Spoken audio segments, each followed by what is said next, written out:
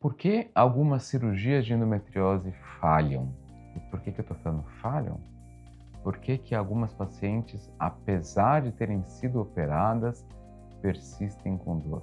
Quando a gente fala em persistência de dor, a gente precisa pensar em algumas coisas. Primeiro, persistência de doença. Aquela endometriose foi adequadamente tratada? Aquela endometriose foi inteiramente ressecada? Isso é fundamental para que a gente possa avaliar aquele quadro de persistência dolorosa. Então esse é o principal ponto que a gente precisa avaliar sempre numa persistência de dor após uma cirurgia de endometriose. Mas a gente também precisa avaliar causas não ginecológicas de dor. Ou, melhor dizendo, causas não relacionadas diretamente à endometriose. Às vezes eu recebo pacientes de outras equipes que foram adequadamente tratadas.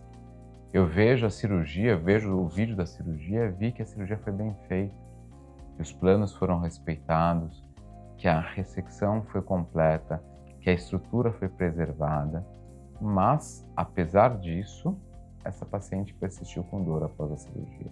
E aí é uma coisa muito importante, porque a gente não trata uma doença, a gente não trata um exame, a gente trata uma pessoa.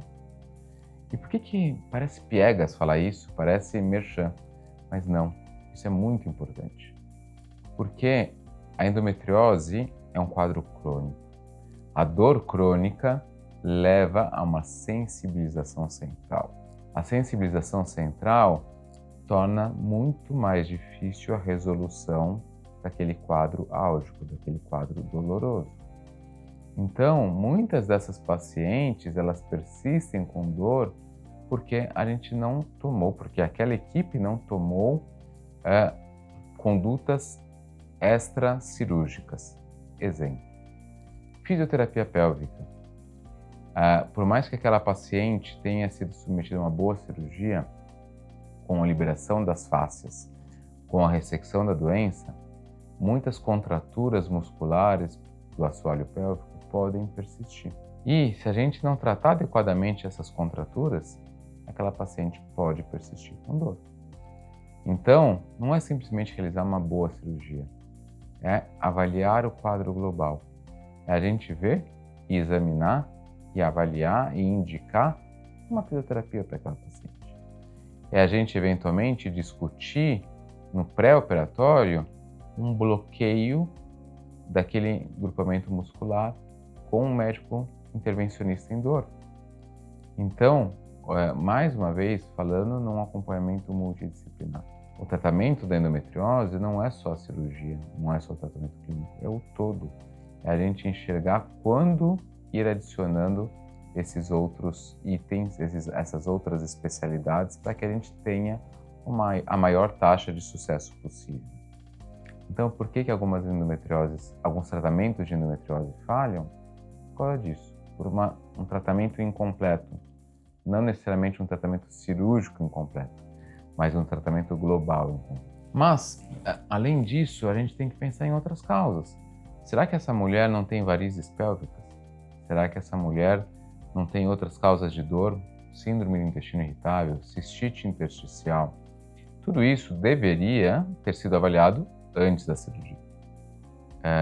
Eu costumo falar muito para as minhas pacientes que existe o mundo real e o mundo ideal. No mundo ideal, a minha paciente pós-cirúrgica, quando ela vai para casa, ela não vai maratonar Netflix. Mas no mundo real, muitas delas maratonam e ficam paradas, ficam mais quietas. Então eu sempre falo muito isso com elas, de sermos honestos. Eu não quero que elas fiquem paradas, quietas, assistindo TV o tempo inteiro. Eu quero que elas se movimentem, porque isso vai ajudar muito na sua recuperação pós-operatória. Mas o mundo real é diferente do ideal. Pode ser que um dia ela seja mais preguiçosa, que ela queira comer uma porcariazinha, que ela não queira seguir as orientações que eu passei. Então, a mesma coisa funciona na medicina de um modo geral. Existe o mundo real e existe o mundo ideal. No mundo ideal, todas essas afecções não ginecológicas deveriam ter sido investigadas antes da cirurgia. No mundo real, a gente sabe que nem sempre isso é feito. Então, na persistência de dor após uma cirurgia, a gente deve investigar isso sim.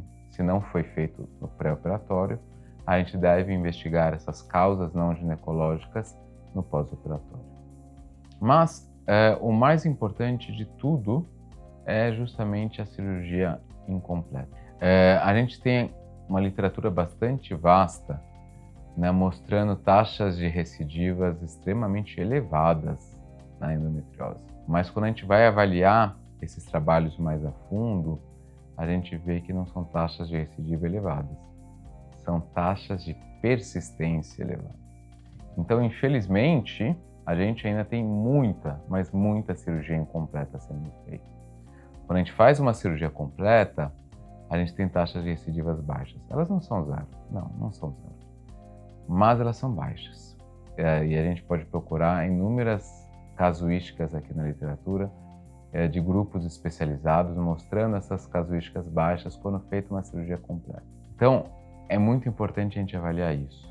Muitas das persistências de doença, persistências de dor, persistências de sintomas após a cirurgia não são recorrência de doença, são persistência de doença. São cirurgias que foram feitas de maneira incompleta.